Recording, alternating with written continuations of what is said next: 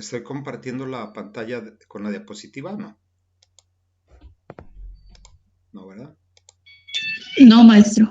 Ahora sí. No, todavía no se ve. Todavía no se ve. ¿Ya se ve, no? Sí, ya se ve. Ya. Ok.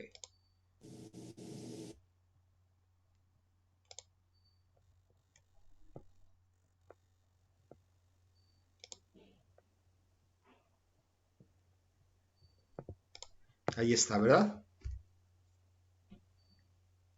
Sí. Ok. Sí, Bueno, ya se ve. el título del tema 2 es el ambiente de los mercados financieros. Primera parte, los mercados financieros. Pero antes de hablar de los mercados financieros debemos de hablar para qué o por qué existen los mercados financieros, ¿verdad? En primer lugar debemos de decir que las empresas generalmente son las que acuden a ellos y luego también algunos particulares, ¿no? Pero las empresas que requieren fondos de fuentes externas se pueden obtener de dos maneras, de una institución financiera y de los mercados financieros, ¿sí? Eso es el punto de partida, ¿no? ¿Por qué existen los mercados financieros? Bueno, pues porque forman parte del sistema financiero, ¿sí? Y el sistema financiero es aquel que provee recursos a los inversionistas, brindándoles rendimientos a los ahorradores, ¿sí?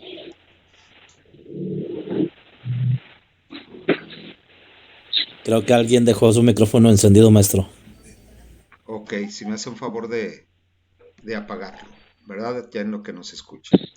Bueno, las empresas entonces van a acudir a las instituciones financieras o a los mercados financieros en búsqueda de recursos, de fondos que permitan a las empresas, realizar sus proyectos de inversión. Primeramente hablemos Karen, de las instituciones financieras. Karen, es Karen. Karen, ¿puedes apagar tu micro?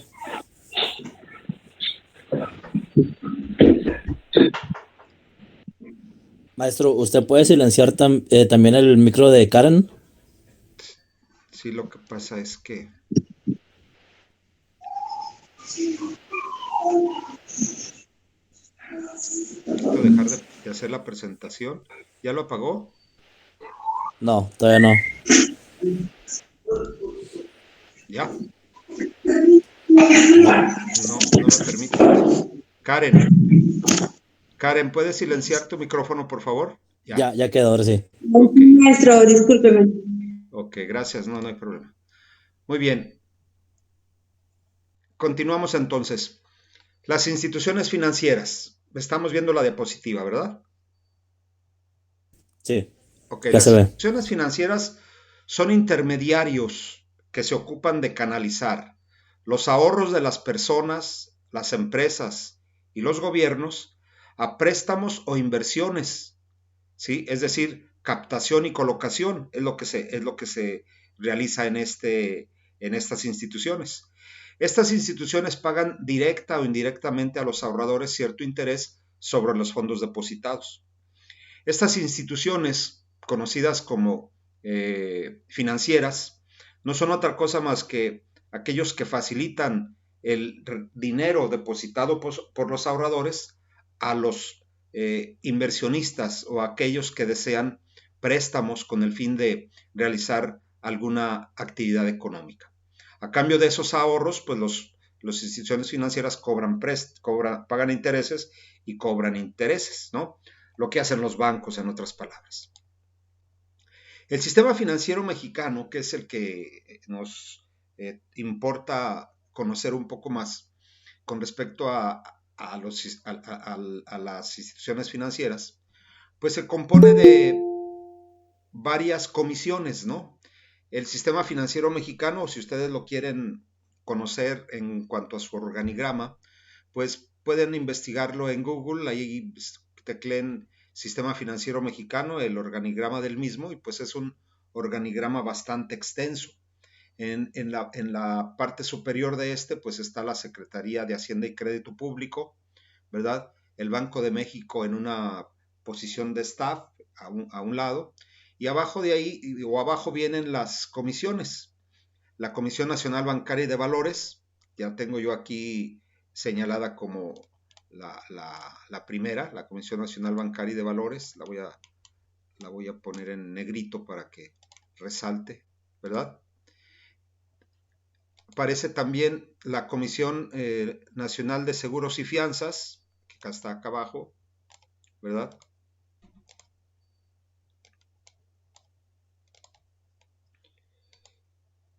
Y la Comisión Nacional del Sistema de Ahorro para el Retiro, la CONSAR.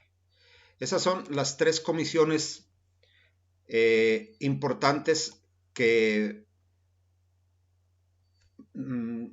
vigilan, que regulan a cada una de las instituciones que pertenecen al sistema financiero mexicano.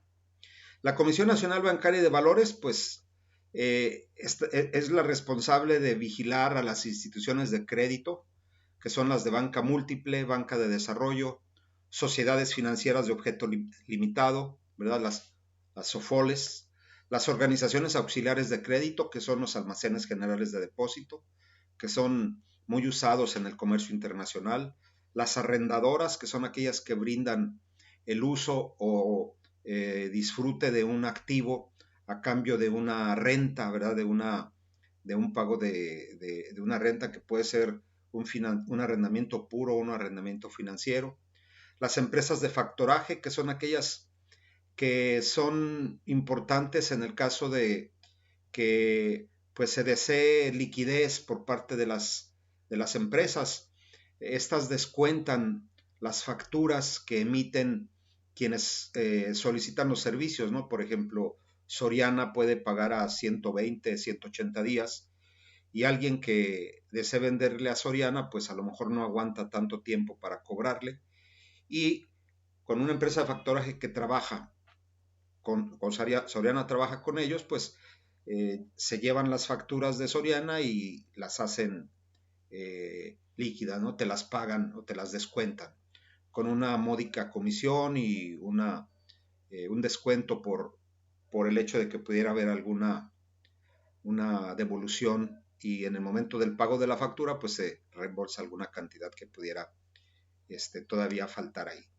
Entonces, esas instituciones son organizaciones auxiliares de crédito. Las casas de cambio son organizaciones auxiliares de crédito, las uniones de crédito y las sociedades de ahorro y préstamo, ¿verdad? Ese es el organigrama visto de una manera, eh, pues, ¿cómo les diré? Detallada, sin las líneas que nosotros conocemos en uno común y corriente, ¿no? También aparecen las organizaciones bursátiles que pertenecen a la Comisión Nacional Bancaria y de Valores, y está la Bolsa Mexicana de Valores, la que conocemos como la Bolsa Mexicana y la única que existiría, pero también existe la otra Bolsa Institucional de Valores, que es otra bolsa de valores también que realiza operaciones en nuestro país, las casas de bolsa y las sociedades de inversión, ¿verdad? Esas instituciones pues pertenecen a la Comisión Nacional Bancaria y de Valores en el sentido de que son reguladas por ella, ¿sí? Son vigiladas en cuanto a su funcionamiento. Luego viene la Comisión Nacional de Seguros y Fianzas. Ahí están las aseguradoras, que todos sabemos que hacen las aseguradoras, y las afianzadoras, ¿verdad? Que también hemos tenido en algún momento la necesidad de una fianza, ya sea para encontrar un empleo o contratar un empleo o a lo mejor realizar una operación comercial, ya sea siendo proveedor de del gobierno y te piden una fianza o hasta las fianzas de confianza, ¿no? Son los que otorgan, son como los avales para un crédito que podamos solicitar. Esa es la Comisión Nacional de Seguros y Fianzas. Y por último viene la CONSAR, que es la Comisión Nacional del Sistema de Ahorro para el Retiro, que vigila a las administradoras de fondos para el retiro, las AFORES, y a las sociedades de inversión especializadas de fondo para el retiro, que son las CIEFORES. Esto que vemos ahorita pues es el sistema financiero mexicano y es el que regula a las instituciones financieras, ¿verdad? Bueno, ¿alguna pregunta hasta aquí? ¿Algún comentario? ¿Alguna aportación que quisieran hacer? Maestro, buenas noches. Buenas noches. ¿El IPAP entra en las aseguradoras El IPAP es una institución para creada para la protección? protección del ahorro bancario, no forma parte de estas, de ninguna Ok, de ellas, está así como a un lado, ¿no? esa Como si parte fuera, sí, pero es que es por parte del gobierno, del gobierno, sí, sí, sí. sí, sí, no forma Ok, parte del sistema. Está como el ok, Banco de gracias. México, ¿verdad? Sí, Aquí no tenemos contemplado lo que se conoce como el Banco del Bienestar, ¿verdad? Que pues debería de encajar en las instituciones, pues a lo mejor no de crédito porque no están brindando crédito, lo único que hacen pues son como entregar los cheques o entregar los bonos, ¿cómo le llaman? Los apoyos que da el gobierno federal, ¿verdad? Pero no está constituido como un banco, aunque le llamen el Banco del Bienestar, pues no realiza actividades más que como si fueran cajeros, ¿verdad?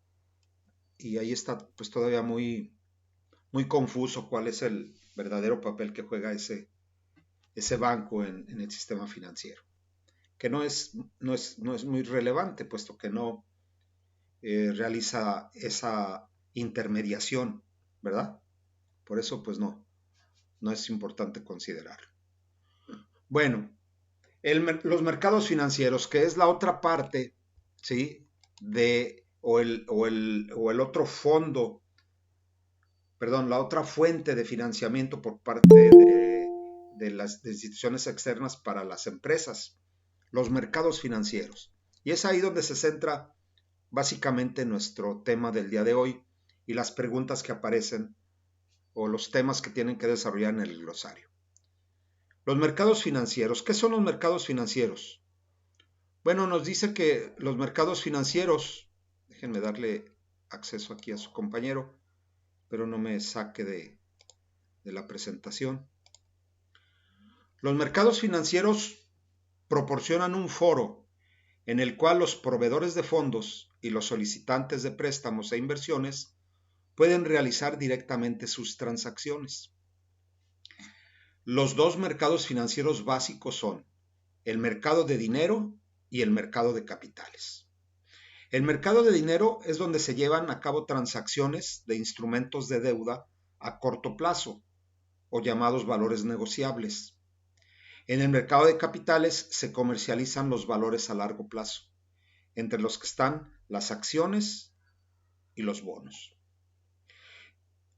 Llamamos mercado financiero porque es ahí donde se venden o donde se compran, ¿verdad? Instrumentos financieros.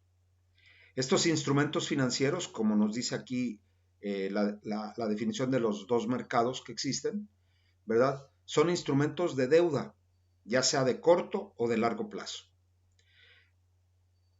que pueden ser acciones, pueden ser bonos, pueden ser obligaciones por parte de las empresas o documentos emitidos por los bancos y que son descontados por otros bancos. Total, es un mercado de dinero básicamente, ¿no? De unidades monetarias, de recursos, los mercados financieros. Todos los valores, ya sea que se encuentren en el mercado de dinero o en el mercado de capital, son emitidos de manera inicial, es decir, cuando son nuevos, cuando su emisión es nueva, entran al mercado primario. El mercado financiero existe en mercado de dinero y mercado de capitales. Cada operación que se realiza de un instrumento financiero por primera vez se realiza en el mercado primario, es decir, cuando se emite este instrumento. Luego viene el mercado secundario. Una vez que estos comienzan a comercializarse entre los ahorradores y los inversionistas, sean individuales, empresariales, gubernamentales o de las instituciones financieras se convierten en parte del mercado secundario. Este puede ser visto como un mercado de valores usados o poseídos con anterioridad. Un ejemplo para entender esto muy fácilmente, pues sería el mercado si pensamos en el mercado de automóviles, ¿no? El mercado de automóviles, el mercado primario es aquel donde se venden y se compran los autos en las agencias, es decir, automóviles nuevos, ¿verdad? 0 kilómetros, dicen por ahí algunos. Bueno, pues ese sería el mercado primario. Una vez que ese automóvil ya salió de la agencia y ya se usó cualquier, o ya recorrió cualquier cantidad de kilómetros, pues puede ser vendido y comprado también. Pero ese mercado donde se puede comprar y vender se le conoce ya como mercado secundario. Luego los mercados secundarios aparecen para muchos productos, ¿no? Y ahorita si cito el mercado secundario de automóviles, es muy importante puesto que también le da fuerza al mercado primario, a la venta de automóviles nuevos. Un mercado secundario fortalecido también le inyecta fuerza o vitalidad al mercado primario de automóviles, como en el caso de las viviendas, ¿no? Las casas habitación también hay su mercado primario y su mercado secundario, aunque difícilmente lo llamamos así. Decimos automóviles seminuevos o de segunda mano, o decimos casas nuevas o casas ya eh, no nuevas, ¿no? Ya habitadas. Bueno, en todo mercado se busca la eficiencia, es decir, que los recursos se asignen a las mejores alternativas en términos de costo de oportunidad. Luego entonces se puede afirmar que los mercados financieros son eficientes, ¿sí? Cuando ustedes revisaron por ahí la materia de microeconomía y vieron los mercados de los bienes y servicios, se habla de que se asignan los productos a las mejores alternativas en términos de costo de oportunidad. Y se parte del supuesto de que los mercados en sí, buscan ser eficientes. Se asignan hacia aquellos mejores compradores, ¿verdad? Los mejores vendedores le asignan sus productos a los mejores compradores. Y esos mejores compradores son los que mejor pagan, los que pagan más por él. A él le asignan el producto, ¿verdad? Y es en ese mismo sentido funciona los mercados financieros. Vamos a comenzar a dar una serie de conceptos, como los ya citados anteriormente, de mercados financieros, mercado de dinero, mercado de capitales. Así existen muchos conceptos en el mercado financiero, ¿no? El de valores negociables en el mercado de capitales. Los bonos, que no son otra cosa más que instrumentos de deuda a largo plazo, que usan las empresas y los gobiernos para recaudar grandes sumas de dinero, por lo general de un grupo diverso de prestamistas. Los bonos corporativos, es decir, los que emiten las empresas, pagan intereses, generalmente de manera semestral, a una tasa de interés llamada o cupón establecida, ¿sí? Tienen un vencimiento inicial de 10 a 30 años y un valor a la par, es decir, un valor nominal de 1,000 pesos, que debe reembolsarse al vencimiento. Los bonos se describen con detalle en el capítulo 7. Ahorita no vamos a hablar más acerca de cómo funciona el mercado, cómo se determina el costo de un bono y cuál es el rendimiento o el riesgo que se incurre en invertir en los bonos. Simplemente ahorita pues nos corresponde saber que los valores negociables en el mercado de capitales son los bonos, que son estos instrumentos de deuda a largo plazo emitidos por los gobiernos y las empresas, ¿sí? Y los otros son las acciones, ¿sí? Dentro de estos bonos puedo citar que aparecen los CETES. Los CETES son instrumentos de deuda a largo plazo que emite el gobierno federal. tienen un valor a la par o nominal de 10 pesos y tienen un vencimiento, pues a veces hay, dice plazos a 28 días, a 90 días o a 91 días, hay de diferentes plazos de vencimiento, ¿no? Y pagan un rendimiento conforme al mercado lo establezca en la subasta que se realiza todos los martes en el momento de que haya emisión de valores. Como se mencionó antes, las acciones, y si hablamos aquí de las acciones comunes, estas también son formas de financiamiento, son unidades de propiedad o patrimonio de una corporación. Nosotros sabemos que el capital contable se puede dividir en acciones, ¿verdad? Y si son dos accionistas y cada uno tiene el 50% del capital, bueno, pues el 50% de las acciones comunes son propiedad de uno y los otros 50 son del otro. O si uno tiene el 70 y el otro el 30, pues el 70 un accionista, el mayoritario, y 30 el minoritario, ¿no? Los accionistas comunes ganan un rendimiento al recibir dividendos. ¿Qué son los dividendos? Pues son distribuciones periódicas de efectivo o cuando se registran aumentos en el precio de las acciones que poseen, ¿sí? Es decir, los poseedores de las acciones ganan rendimientos por varias razones, dos de ellas muy importantes, ¿verdad? Cuando se distribuyen las utilidades en forma de dividendos o bien cuando el precio de las acciones se incrementa.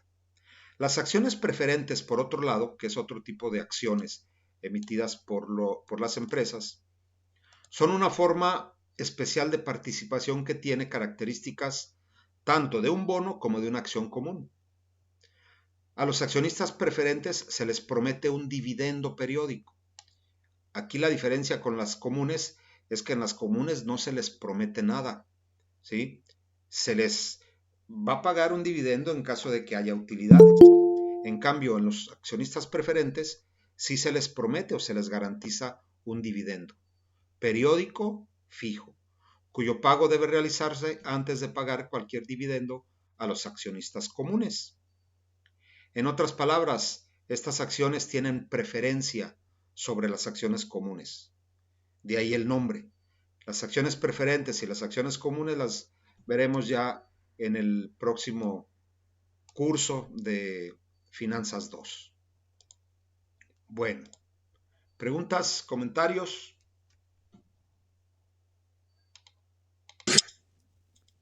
No, maestro.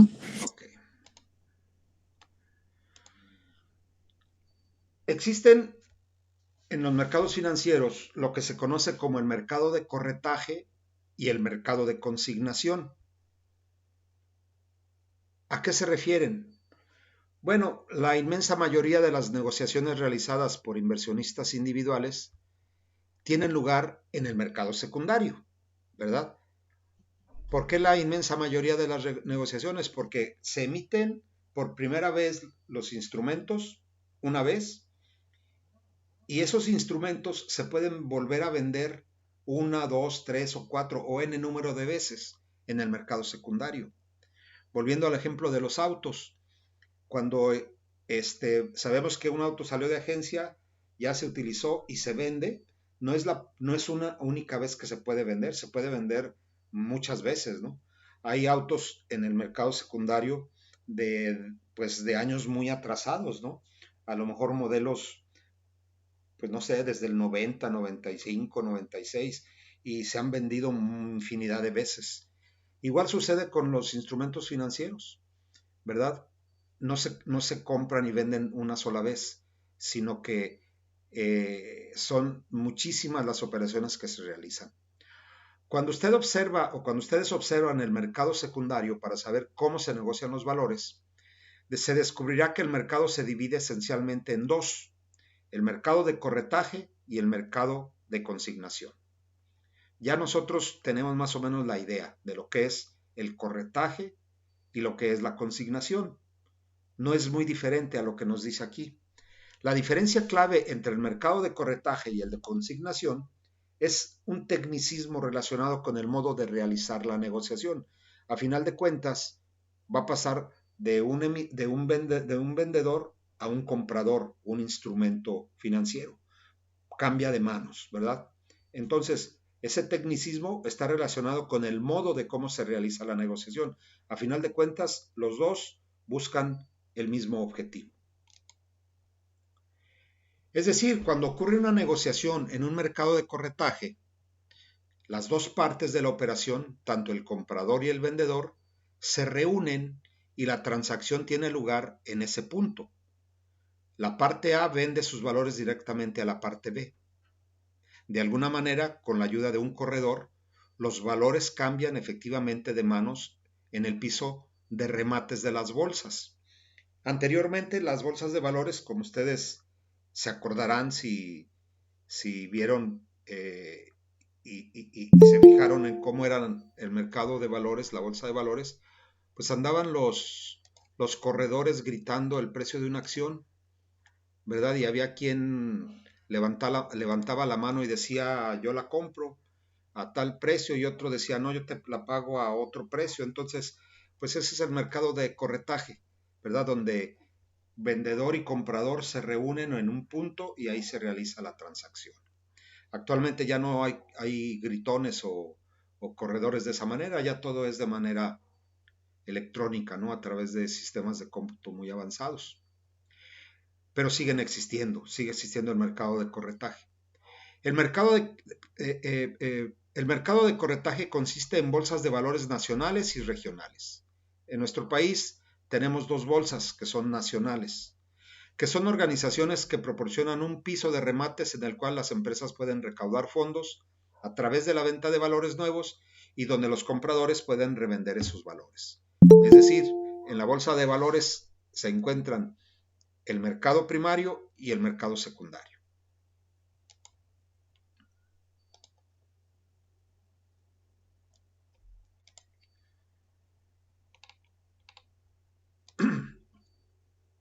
En contraste, cuando las negociaciones se hacen en un mercado de consignación, el comprador y el vendedor nunca se reúnen de manera directa.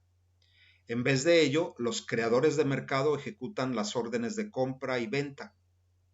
Los que crean el mercado ejecutan las órdenes de compra y venta. Los creadores de mercado son consignatarios de valores que generan mercado, ofreciendo comprar o vender ciertos valores a precios establecidos. En esencia, se hacen dos negociaciones por separado. La parte A vende sus valores en Dell, por ejemplo, que es un intermediario, o a un consignatario. Y la parte B compra sus valores en Dell, a otro consignatario. O quizá al mismo. De ese modo, siempre hay un consignatario, es decir, el creador del mercado, en un lado de la operación en el mercado de consignación.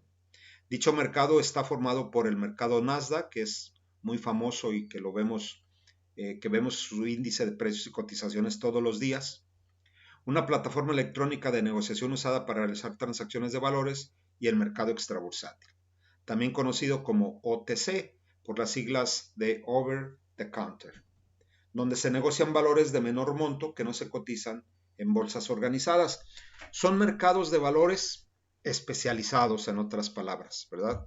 Esos mercados que generalmente operan con un consignatario, ¿verdad?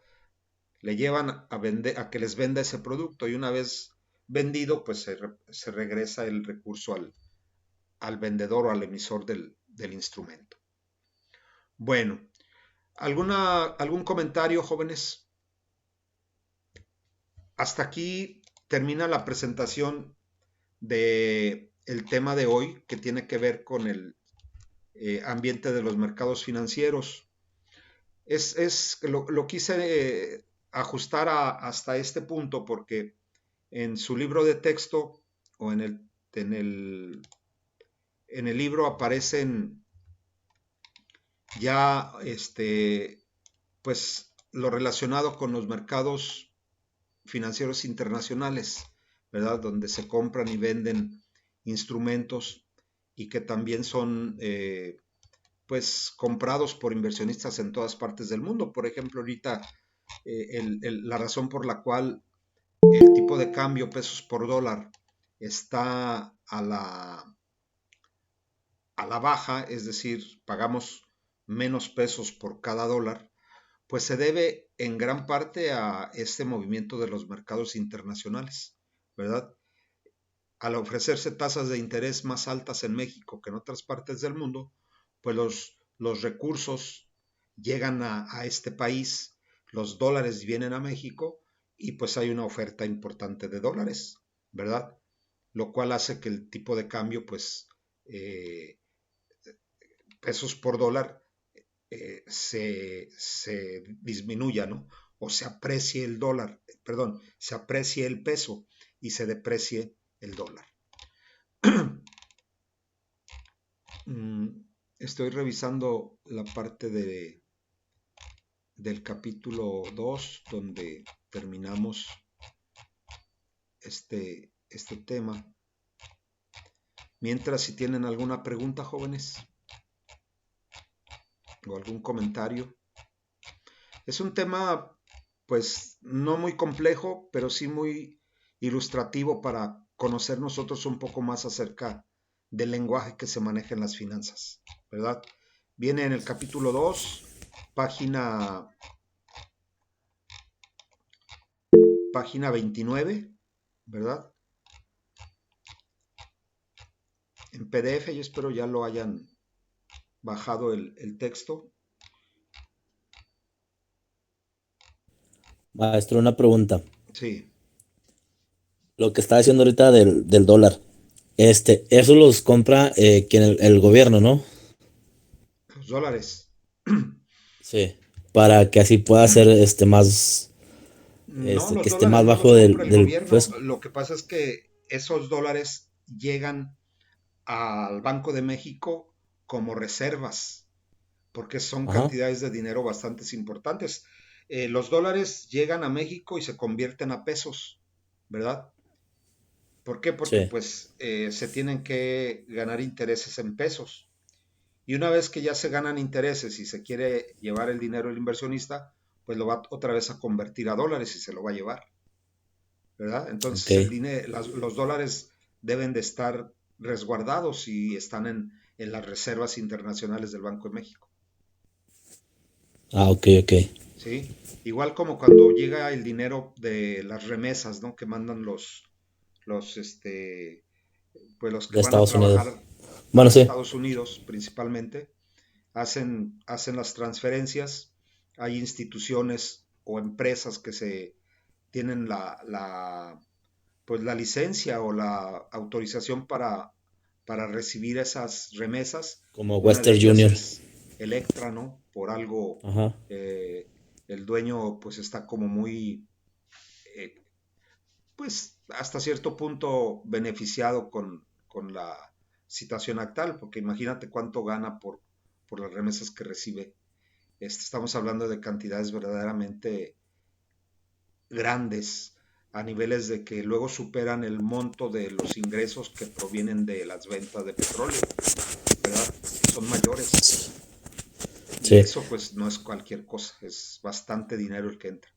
Esos ¿Qué dólares puede? pues no los tiene Electra, o sea, no los guardan ellos, sino Sí, no, que no. esos dólares van al Banco de México, ¿Qué ¿verdad? puede pasar, por ejemplo, ahorita que dicen que van a cambiar, o sea, monedas, los billetes y todo esto? ¿Hay alguna repercusión para el país? No, el cambio de monedas o el cambio de billetes de denominación se debe principalmente a pues a un ciclo de vida de los mismos, ¿no? No son eternos, se van destruyendo, se van desgastando y hay que cambiar el billete y luego cuando se cambia pues se emiten con características diferentes. Hay mucha delincuencia dedicada a la, ¿cómo se dice? A la Falsificación. falsificación de dinero, ¿verdad?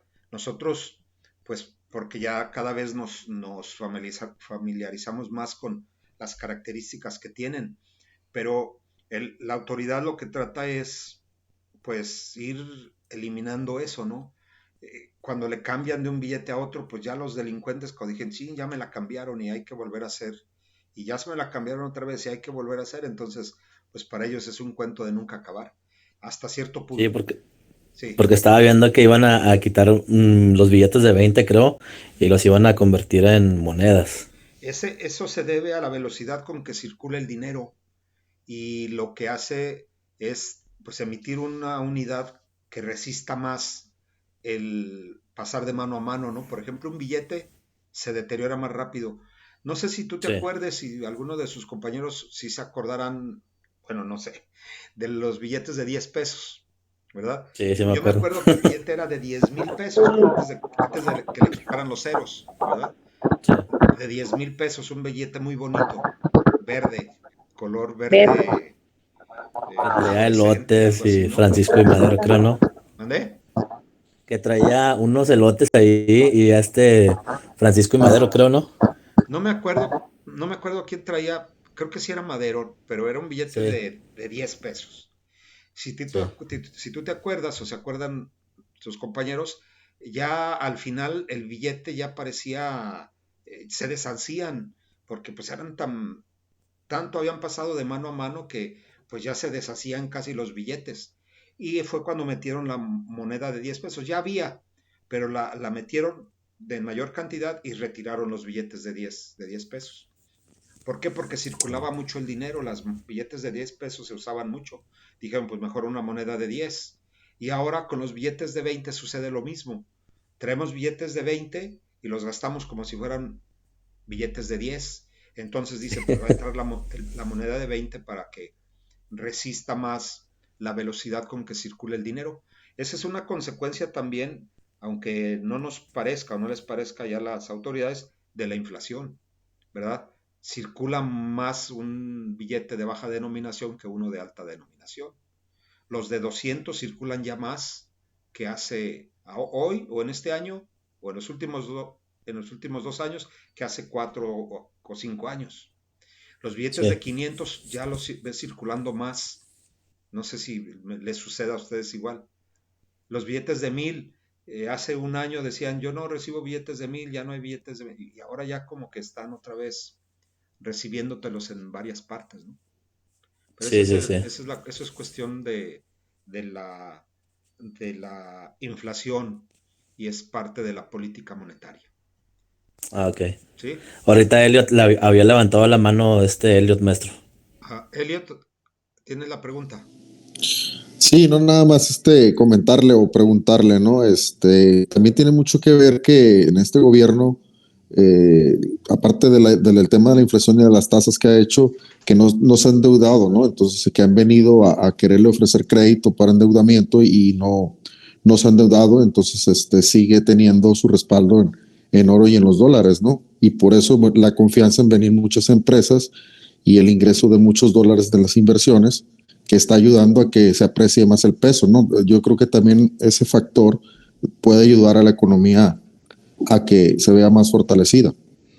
Pues bueno, realmente no están entrando inversiones sustanciales en términos de inversión fija, ¿verdad? Lo que está entrando es inversión en cartera, la inversión que les digo que viene por los intereses eh, más altos que en otras partes del mundo, ¿verdad? El hecho de que no se haya endeudado o que haya menos endeudamiento público no significa que haya pues una expectativa económica favorable. Si ustedes revisan las publicaciones especializadas, y no estoy hablando si alguien está en favor o en contra de lo que eh, eh, maneja este gobierno, ¿no? Sino que viendo la situación objetivamente, la actividad económica en México está, se está contrayendo, ¿sí? Hay menos consumo en la economía y el consumo es el reflejo de menores eh, o de factores muy importantes como el ingreso, ¿verdad? Entonces, si no hay consumo, y tampoco hay importaciones, porque si no se están importando tantas mercancías, es porque el ingreso no está llegando a los bolsillos o los pesos que llegan a los bolsillos no alcanzan, ¿verdad? Una cosa es la cifra que nos dan y otra cosa es la realidad que vivimos en el mercado. Lo que traigo en la bolsa no me alcanza ya como me alcanzaba antes, entonces mi consumo ha bajado y eso también ha provocado que pues si hay menos importaciones, ¿verdad? Pues no hay salida de divisas y están entrando divisas por ese concepto, están incrementándose las remesas también y pues hay algunos otros factores, ¿no? Que sí pueden ser apoyados por fenómenos o factores internacionales. La guerra en Ucrania, la inflación en el exterior, que también hacen que el peso mexicano se fortalezca. Pero según análisis de los especialistas, se debe más a esos factores que a políticas económicas favorables de este gobierno, porque realmente pues no las ha habido como se esperaba, ¿verdad? Ese es el análisis que hacen algunos especialistas, sin considerarlos como que son adversarios o que son neoliberales o que son del pasado, conservadores. No, el análisis frío, ¿verdad? Que a veces algunos no nos gusta, algunos nos parece bien, otros pues estamos ahí como a la expectativa de que ya las cosas funcionen de la mejor manera posible. El desempleo en México ha crecido, la pobreza ha crecido, ¿verdad? Hay una cifra que somos cerca de 129 millones de mexicanos, ¿no? 129, 130 millones de mexicanos. El 40% de todos nosotros vive en la pobreza, ¿sí? Y una pobreza, pues, alimentaria, una pobreza donde apenas alcanza para apenas subsistir. Estamos hablando de eh, más de 50 millones de personas, ¿sí? Y si tú dices 50 millones, pues son muchísimos millones de personas, ¿verdad? Posiblemente Nuevo León no tenga tanto impacto en la pobreza dado por lo que está sucediendo en el resto del país, pero en otras partes del país la pobreza se ve cada día que avanza, ¿verdad? Pero ese es otro tema, ese es tema de análisis económico, ¿verdad? Y que pues sí, siempre va de la mano de las condiciones financieras que prevalecen en los mercados financieros, ¿verdad? Definitivamente. Bien, ¿alguien más? Antes de irnos, me gustaría que hablarles un poco acerca de la crisis financiera, porque es lo que nos trata el autor en la parte 2.2, página 37. La crisis financiera que se presentó principalmente en los Estados Unidos en el 2008, ¿verdad? Y que trajo como consecuencia pues una inestabilidad a nivel mundial. Se prevía que llegara una crisis o una depresión como la de los años 20, 30 en el siglo XX, ¿verdad? Lo que se conoce como la Gran Depresión. Y fue consecuencia de pues el manejo exagerado de ciertos instrumentos financieros, ¿verdad? En los mercados financieros, que se conocen como la bursatilización de los valores respaldados con hipotecas. Les voy a pedir que lean esa parte de la crisis financiera en la página 37 y si tienen oportunidad de ver la película que se llama, creo que La Gran Estafa o algo así relacionado con este tema, donde sale Christian Bale. No sé si alguien la haya visto ya, se acuerde de ella. Dense tiempo para ver esa película, ¿verdad? Y ahí van a ligar lo que nos dice la crisis financiera del 2008 con la película. Vean la película, luego lean el artículo y van a ver otra vez la película y les va a quedar muy clara, ¿verdad? O lean el artículo y luego vean la película y traten de ligar todo lo que nos dicen ahí en el, en el mercado financiero de los bonos o de los instrumentos respaldados por las hipotecas. Irene. Sí, maestro, el maestro de macroeconomía nos pidió ver esa película el pasado. Okay. Y pues sí habla de eso, de la crisis. ¿Ya la viste? Sí. ¿Y cómo viste? ¿Qué relación tiene con el tema que vemos el día de hoy?